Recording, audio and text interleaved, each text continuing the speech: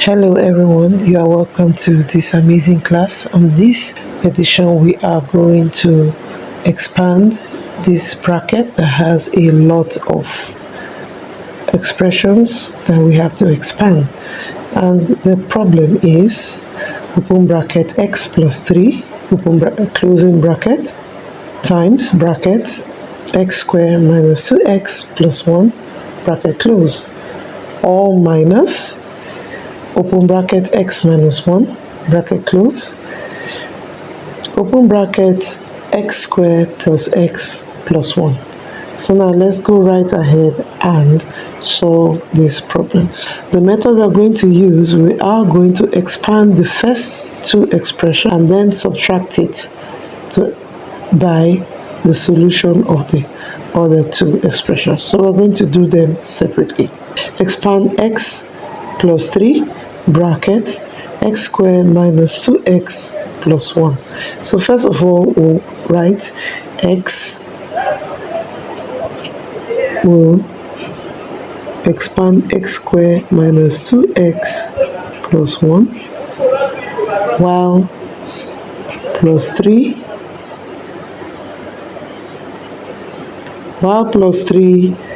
will expand x squared minus 2x plus 1. So that is for the first part of the equation, and then we will subtract. Okay, so when we subtract, we'll have the other part, x minus 1 expanding x squared plus x plus 1. So we'll start with x, and that will expand x squared plus x plus 1. Okay, bracket close, minus 1 will expand the same thing, which is x squared plus x plus 1, bracket close. So we'll use a big bracket to enclose all the problem. So let's start with this one. We'll multiply, we'll expand this first bracket, x will expand x squared. So x times x squared will give me x cubed. X times x squared will give us x cubed. Do not forget to take into consideration the square. The next one we'll multiply is x times minus 2x. X times minus 2x. That will give us minus 2x squared. And then the next problem will be x times 1 plus 1. X times plus 1 will give us plus x. And then we'll move over. Now we have gotten this expansion. We'll move over to the next expansion of plus 3. So we'll write plus 3 times x squared, plus 3 times x squared. That will give us plus 3x squared. Plus 3 times minus 2x. Plus 3 times minus 2x will give us minus 6x.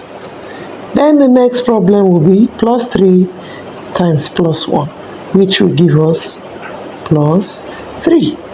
Now we are through with this first tranche of our mathematical problem, and we're moving to the next part. Don't forget your minus sign, and then we'll open up another bracket. Another bracket, we're going to expand x by the first bracket. Okay, so x times x squared will give us x cubed. X times x will give us x squared. X times 1 will give us x. So all the answers are positive because there is no negative sign in this whole bracket. So now that we are done with this bracket, we'll move to the next, which was minus 1 open bracket x squared plus x plus 1. Minus 1 times x squared will give us minus x squared. Minus 1 times x will give us minus x. Minus 1 times 1 will give us minus 1. So now we have gotten the solution for all the problems. We have gotten the solution for all the problems. At this point, we are going to simplify all the terms in the two brackets before we open up the bracket. So how do we simplify? We collect like terms. We collect like terms. In this case, like terms has to do with the terms that have the same power, the same exponent. Okay, so we have x cubed. X cubed is the only term under x cubed here, so we'll write x cubed.